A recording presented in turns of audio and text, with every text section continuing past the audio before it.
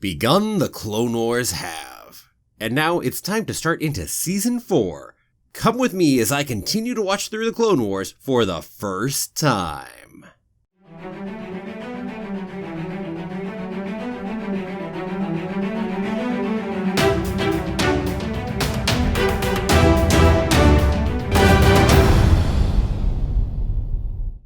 Well, hello there. My name's Jeremy and welcome back to Freeform Disney, where I talk about all aspects of Disney, from the animated movies to the theme parks to Star Wars, Marvel, and Pixar, and the TV shows, and everything else in between. And that is why it's Freeform. And keep coming back every day for new daily content. If you're not subscribed yet, don't forget to hit that subscribe button. Welcome back once again, everyone. Last season ended on this streak of really good episodes. And frankly, I wish I could say the same for the beginning of Season 4, but quick spoiler, I'll warn you off the bat that I think this is the weakest string of 6 episodes so far in the show. So you're warned ahead of time. But hey, the good news is that the rest of Season 4 is insanely good. But first, let's dive right on into Season 4. We start up on this 3-episode arc called Water War, and the first episode is called Water War. Now, I'm sure there are some people that really liked this one. I can't admit to being one of them, but hey, still. So we're headed off to Mon Calamari. So we've got the squid-like Quarren versus the peaceful Mon Calamari. We go ahead and find out that the Mon Calamari king has been murdered, and Prince Lee Char is now next in line. But the Quarren won't accept him as king. Okay, so a comment off the bat, and I'm not saying this is Clone Wars' fault. That's another matter. But squid and octopus, I mean, it just feels lazy to me. Hey, look, here's the humanoid octopus, and here's the humanoid squid, and they're enemies.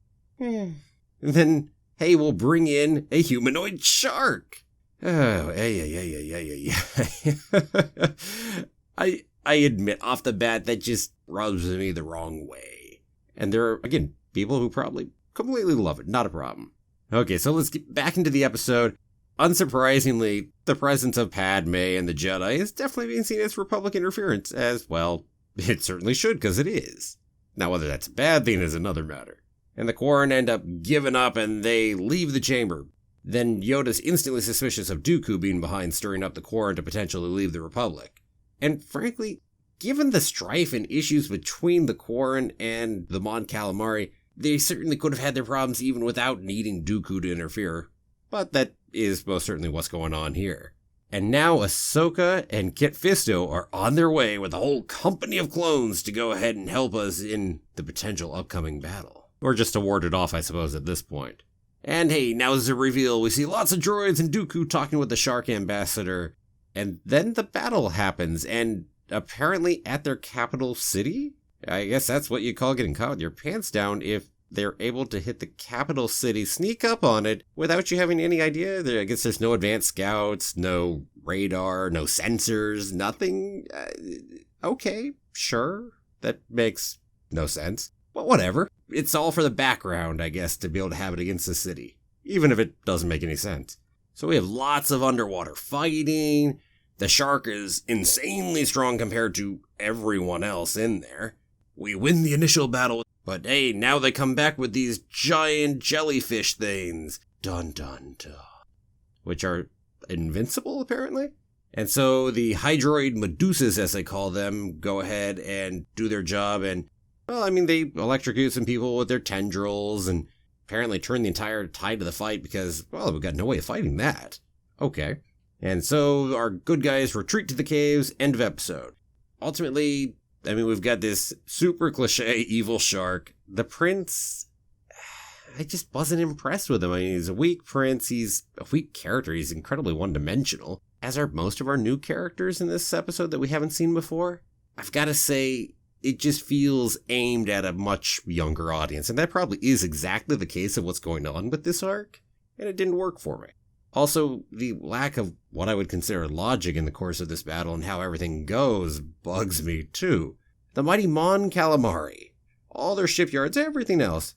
But the Mon Calamari and the Quarren here are made to look like a pair of tiny villages with little military knowledge or skill. You would think they would be really good at fighting in the water, considering they come from a water planet, but no. Apparently, you really need the Republic on the one side and the Separatist droids on the other to be able to fight at all. And that's part of my big problem here, is we have reduced the Quarren and the Mon Calamari to essentially being these weak groups of people, and they shouldn't be that.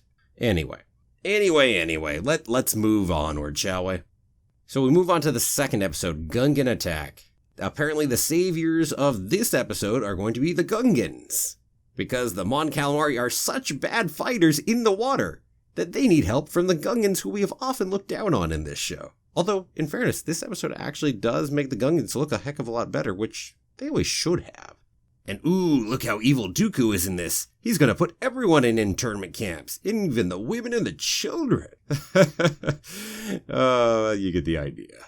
And then we get this whole little, the small band's gonna make their way up to escape and go into exile kind of thing and come back. But no, Sharknado Man blows it up right when they get there. Oh noes, how dastardly. It is cool having Captain Akbar in here. I mean, that's a nice little nod. I like that. Prince makes a foolhardy call to his people, somehow avoids getting shot, and then the Gungans show up to save him.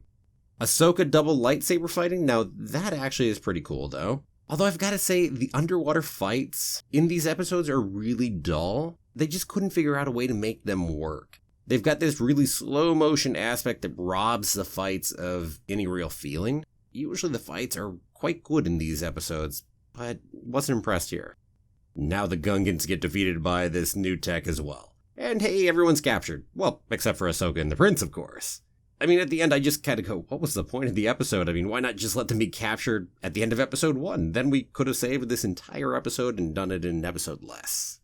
I'm a little salty, I suppose, about this trilogy. Let's finish it out. The last episode is Prisoners. So we bring in a whole bunch more shark soldiers. Whee! Evil Sharky, Riff Tamsin. Oh, he had his own deal with Dooku, so he betrays the Quarren. Surprise, surprise, right? But hey, that means the Quarren can now be good and turn on them and side with our people. Yay! In the end, we go ahead and have the Prince go ahead and get captured because he essentially turns himself in order to go ahead and turn the Quarren, because he's really, really confident that the Quarren, hey, they were all just duped. They don't have any real problem with the Mon Calamari. No. And he's sure they were being betrayed. Well, luckily for him, the plot of the episode was really one-dimensional, and he was right. So when it gets to the big public execution plan, because we've got to do it in the public, and give the Quarren a time to go ahead and save good old Prince, well, they do. And then we have this big old fight, and hey, it's intriguing how the droids don't use any of their awesome super weapons that were always able to kick everybody's asses before. And also the sharks really aren't very good fighters anymore. It's really good that everybody on the bad side just got really bad at fighting all of a sudden. Okay. Just to finish off, the Quarren are now perfectly fine with the Prince becoming king. No problems between the two sides. We're all good. There you go. That was Water War and my opinions of it. I will say this, Kit Fisto was fun to see. I definitely enjoyed Kit Fisto being in there, even though, again, I do think the underwater fighting was not as good as it should have been. So, there you have it. Let's move right along. So we got Shadow Warrior up next. So we're off to Naboo, and that means you gotta worry off the bat because we got Gungans, but this is not gonna be as bad as one might expect it to be. Padme and Anakin are showing up there because there are apparently rumors Gungans are going to attack Theed with the Separatists. We really get to see Boss Leone over there, who's blaming Naboo for everything in fiery speeches. But don't worry, he was actually under a spell from a necklace. And hey, he's kind of interesting. I wonder if we'll get to see more of Boss Leone. I don't know. We'll see. It was also interesting seeing Minister Risha Lu and getting kind of this other piece of lore about the Gungans, so that was kind of neat. And of course, when they confront him, he escapes. But now that means Jar Jar is going to have to go ahead and play Prince and the Pauper with our actual boss. And that's because the boss got stabbed during the course of it, and so he's going to have to appear as him because, hey, they look pretty dang similar. I do have to question why the Naboo allowed a Separatist warship to land on their planet. That's an interesting, different question that there's no good answer I can find. Guess their planetary defense really needs some work. Jar Jar's friend, good old Gungan General Roose Tarpals, he was actually an interesting character here in this episode. I enjoyed him. And, well, he also definitely saw his death in this episode. He had the successful gambit that led to the Gungans capturing Grievous. I kind of feel like he could have done it without that, but hey, it worked, and they got Grievous. Anywho, as we moved onward, we ended up bringing Anakin over to Dooku, because guess what? Dooku was also on Naboo, so Dooku was there, Grievous was there, some troops. Wow. Okay. And there was part of the interesting conversation between Anakin and Dooku. We had this whole little, hey, why bring the war to Naboo? How quickly you forget. After all, the war began here years ago. And the Sith control everything. You just don't know it. And hey, we had a decent fight between Dooku and Anakin. That was fun. So there were some good things in this episode that I was not expecting. Although the ending, they actually trade General Grievous for Anakin Skywalker. Everybody was on board with that. The Queen of Naboo, etc. All of them. You just traded General Grievous, who you think could turn the tide of the entire war, for Anakin Skywalker. It's like, ew, come on, guys. But hey, it certainly wasn't as bad as expected, and it actually had some good moments in it. Okay, we've got to go on to these next two episodes. Okay, it's droid time. And sadly, that usually means really bad episodes. And frankly, we're going to see some of the worst droid episodes of the series as far as I'm concerned here. So, okay. First off, we've got Mercy Mission. We're off to the mid-rim planet Aline, which has been devastated by catastrophic earthquakes. Now, these are kind of the species I think we've seen before over in Episode 1, one of the pod racer pilots, unless I'm mistaken. Now, the Republic fleet that was originally going to Quilura is headed over to Aline, and we've got Commander Wolf who's there. Now, we do hear some interesting things, like we get speciesism from a clone. Great, it's going to be another one of those planets. Although, the way the show presents it, it is exactly that. So let's see. We've got R2-D2 and C-3PO on the ship. 3PO's the only one that can do any translation, so he's down there on the planet and having to translate for people like King Manchucho. And apparently the planet consists of one tiny village of primitive natives who keep worshipping the troops. At least that's what we're shown early right off the bat. There's a few more people that are much further underground that don't really interact with them at all. We did show some nice anti-droid bias actually out of the clones when they were shoving 3PO as he's walking past and yelling at him to then watch where he's going. Just nice little pieces that are world building in there that even exist even in an episode that I dislike as much as this one.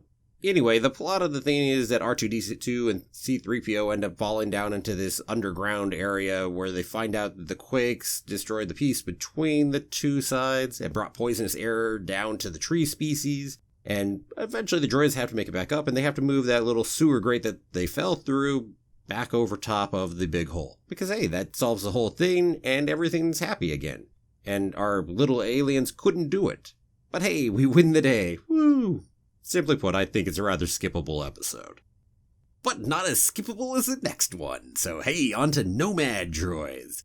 Which is a part 2, but it's not really a continuation of anything other than the fact that R2-D2 and C-3PO are still out there and about. What happens on this one is the droids are over on Master Gallia's cruiser heading back to Coruscant, and then Grievous attacks the ship, and so the ship essentially gets destroyed, people are captured, but the droids go ahead and make it out in a fighter and land it on a planet, and we're going to have them go through a few different quick little things throughout the episode. So first we've got this Gulliver's Travels kind of thing. We have the natives there. And hey, they accidentally kill the leader, and then 3PO brings democracy to the natives. And then we fix the ship and go off to New Planet. We see some new creatures, and this is essentially, it's time for Oz the Great and Powerful. Because these creatures are now essentially being treated as if they're really dumb, being led by those little boppable maintenance droids. And hey, we destroyed another society. And then the droids run out of power, they get collected by some scrap collectors, and then Grievous attacks the ship for the heck of it, because hey, why not? Target practice is fun. But the droids get lucky and head into space over to Grievous's ship, and oh no, they're gonna be melted. And then Plo Koon comes in with the fleet and saves Master Gallia and the droids, and there you go. Completely and utterly skippable episode. That said, for me, maybe it was still better than Bombad Jedi. Maybe. So, maybe the weakest episode of the series so far, maybe not. It's debatable right there. It just didn't work for me, and the depictions of the other people, oof, dang, super one-dimensional. Okay. So the beginning of Season 4 was really weak. Now, I'd imagine there are people out there who really did love the opening Water War arc. Now, sadly, I wasn't one of them. I just wasn't able to get past my own problems with that arc. And that's okay. That's definitely okay. Because Season 4 is about to get really, really good. And I can't wait to start talking about that next week. Hopefully this episode wasn't too much of a downer for anyone. I don't like having to talk about the negative episodes as much. I mean, heck, you'll notice my videos end up shorter when I am just because of it. So I really enjoyed talking about the really good stuff. Anyway, let me toss out a couple hints toward the future thoughts. Both my favorite arc of the series and my favorite episode of the series so far are coming soon. And frankly, I love that the show is able to keep outdoing itself in terms of its best. I'll be back next week to continue Season 4. And you'll all probably enjoy the next couple of videos way more than this one, just like I will too. And hey, until then, what about you? Did you like Water War? Tell me just how wrong I was on that arc. And do you have any other pearls of wisdom about these 6 episodes? Let me go ahead and know down below in the comments. And thanks for watching.